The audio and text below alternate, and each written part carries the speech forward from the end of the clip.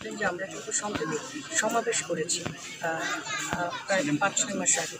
দেখেছেন জ্যামশঙ্কলে দুর্গাপূজার সময় একটা ঘটনা ঘটেছিল।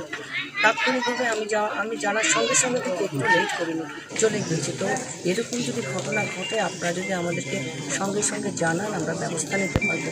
তবে যদি সোশ্যাল মিডিয়ায় এই ধরনের অপপ্রচার দেখেন এবং তাতে যদি আপনারা বিভ্রান্ত হন এইসব উস্কানিতে, সেটা অত্যন্ত দুঃখজনক হবে।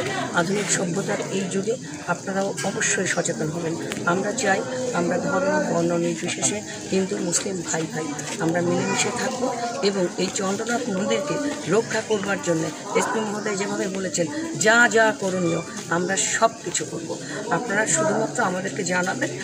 আমাদের উপজেলা প্রশাসন আছে, আমাদের এখানে ওসি মহোদয় কাজ করেন, স্থায়ী কমিটি আছে, সবাই মিলেমিশে যদি আমরা কাজ করি তাহলে আশা করছি যারা পর্যটকরা আসবে তারাও এলোমেলো কাজ করতে পারবে না এবং পর্যটক ফ্রেন্ডলি হবে এই জায়গাটা।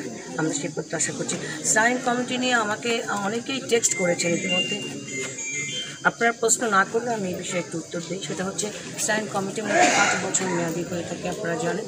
ইতিমধ্যে 2 বছর অতিবাহিত হয়েছে আর 3 বছর আছে এবং এটার প্রশাসক হিসেবে ডিস্ট্রিক্ট জাজ মহোদয় কাজ করেন। তো যদি আপনাদের আমাকে কে জন্য টেক্সট করেছেন, আমার পত্রিকার কেউ আছে কি এখানে, তিনি আমাকে টেক্সট করেছিলেন যে এই কমিটি ব্যাপারে কী ভূমিকা থাকবে।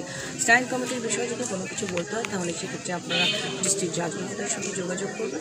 আর এছাড়া আইনশৃঙ্খলা পরিস্থিতি রক্ষার ব্যাপারে তো আমাদের উপজেলা প্রশাসন আছে, উপজেলা ওসি থানা আছে। তো আমরা আশা করছি যে শুধুমাত্র দলাদলি না করে একজন আরেকজনের পেছনে না লেগে থাকি। আমরা এই যে হিন্দু সম্প্রদায়ের যে তীর্থস্থান এই আপনার চন্দ্রনাথ মন্দির, আমরা এটাকে রক্ষা করবার জন্য সবাই যেন প্রত্যেকে কাঁধে কাঁধ মিলিয়ে কাজ করি, এটা আমাদের প্রত্যাশা। ধন্যবাদ।